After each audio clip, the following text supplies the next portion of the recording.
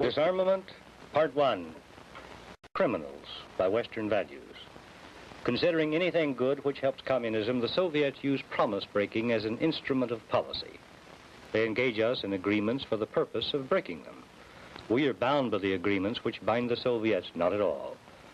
Trying to prove that we sincerely want peace, our leaders make dangerous proposals in disarmament negotiations with the Soviets when it is wrong for us even to discuss disarmament with such criminals. This sickly attitude of guilt about our own accomplishments, plus Soviet espionage and the propaganda help which they have received from brainwashed American liberals, have enabled them to catch up with us in nuclear development. Now, out of fear or something, our leaders are planning total surrender of the United States in the interest of peace. That is a summary of my report on Disarmament, Part 1. The full report after a message from my sponsor.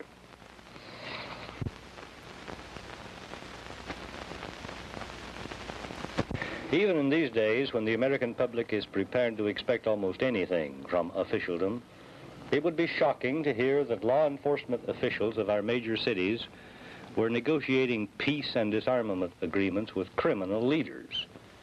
But that should be less shocking than news stories about hopeful efforts of Western leaders to negotiate a peace and disarmament pact with international criminals who control the communist slave empire. Communists and their friends do not, of course, regard themselves as criminals. But by the standard, communists are criminals. Communists consider anything good which promotes the cause of socialism, that is, communism, war, mass murder, the extermination of whole races through enforced starvation, torture of human beings, rape, pillage, communism. On the other hand, anything is bad which hurts communism. Love of God and country, kindness, charity, honesty, thrift, hard work, all are bad if they in any way interfere with the communist drive for world conquest. Weapons in the hands of communists are considered benign tools for achieving world peace. Weapons in the hands of non-communists are considered horrible instruments for oppression and conquest. Communists have been advocating total disarmament in a peaceful world since 1916. Their program is simple and openly stated by communist leaders: to disarm all non-communists so that they can be destroyed. The objective of every disarmament discussion is to disarm non-communist nations, specifically the United States, while increasing the armaments of the Soviet Union. These facts being known, it is ludicrous and dangerous for our political leaders even to discuss disarmament with Soviet leaders. These facts have been known and widely publicized by communists themselves since 1916. The performance of communists is in tune with their morality. In 1955, when President Eisenhower was planning a summit meeting, the Senate Internal Security Subcommittee, trying to show Eisenhower that any meeting or negotiation with communists is wrong and dangerous, released a study of the Soviet treaty records since 1917. The subcommittee proved that treaty breaking is an instrument of Soviet policy. When the Soviets engage United States leaders in negotiation for some agreement, they make proposals which could not, in sanity, be accepted. Their propaganda machines in the United Nations, in Moscow, and in Soviet embassies throughout the world, aided and abetted by pro-communist and communist-following liberal forces in the United States, attempt to conceal the fact that the Soviets have made unreasonable demands. The propaganda berates the United States for being unyielding, accusing us of acting in bad faith because we will not truly engage in the give and take necessary in such negotiations. Most thoughtful people do see through the Soviet propaganda and say so. But the Soviets, caring not a fig for world opinion, keep hammering away. Large numbers of fools, fatheads, pacifists, and brainwashed liberals are deceived. They join the communist chorus, criticizing the United States for refusing to negotiate in good faith. American leaders, sensitive to the point of nausea to world opinion, begin to wince and apologize and to make concessions. After milking all possible propaganda benefit out of the situation, the Soviets may decide to enter into an agreement. If so, they generally capture whatever is to be gained from the approval of world opinion by making some meaningless concession, which our own officials help to puff up as something important in order to convince American voters that our leaders have driven a hard bargain with communists. Once the U.S.-USSR agreement is made, either through formal treaty process or by the informal means of verbal acknowledgement, as in the case of the ban on nuclear testing, which began in October 1958, we are, of course, bound by the terms of the agreement. The Soviets do not consider themselves bound at all.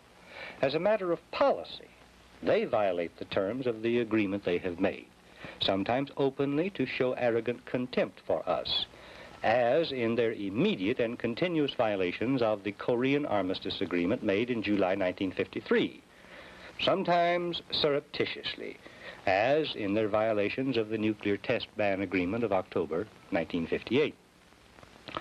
Even if we should eventually repudiate the agreement because of Soviet violations, we have been, during the period of our compliance, hobbled by it, while the Soviets feel free to do whatever the agreement was intended to keep them from doing. The Soviet technique of negotiating and propagandizing United States leaders into surrendering vital interests of our country have been particularly harmful in the area of disarmament. Indeed, the record proves that unless the American people can somehow manage, through their Congress, to reverse present settled trends, we are headed toward total surrender of the United States to a communist-controlled world superstate system. In June 1946, Bernard Baruch, America's representative in the United Nations Atomic Energy Commission, submitted the Baruch Plan to give an international authority control of all atomic energy activities.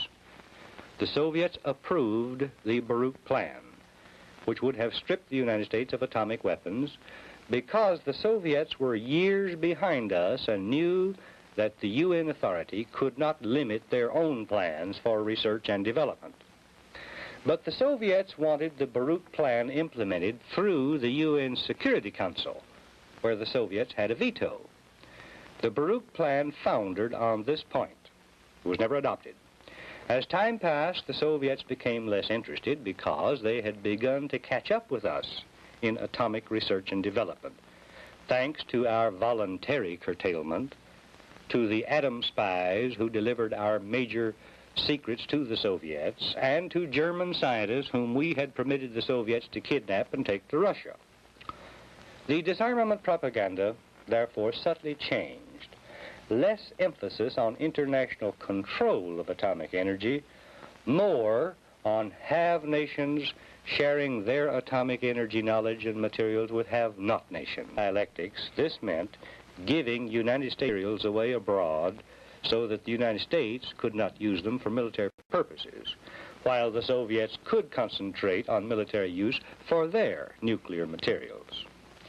In December 1953, President Eisenhower gave a great boost to this diversion of nuclear materials propaganda. In an Atoms for Peace speech to the United Nations General Assembly, President Eisenhower recommended that the UN create an international atomic energy agency to which all governments producing atomic energy could make contributions of normal uranium and fissionable materials. The UN agency would store the materials and allocate them around the world to nations not producing such materials for peaceful uses.